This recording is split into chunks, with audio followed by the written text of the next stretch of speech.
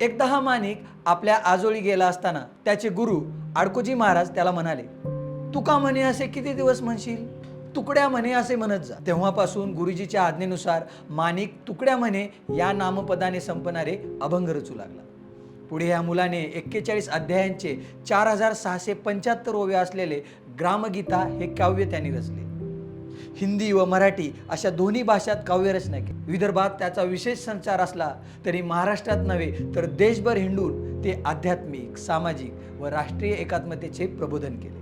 एवढंच नव्हे तर जपानसारख्या देशात जाऊन त्यांनी सर्वांना विश्वबंधुत्वाचा संदेश दिला. सन 1942च्या भारत छोडो आंदोलन दरम्यान काही काळ त्यांना अटकही झाली होती. पुढे हा माणिक राष्ट्रसंत म्हणून नावाजला गेला. माऊली हा तुकड्या म्हणजेच आपले राष्ट्रसंत तुकडोजी महाराज.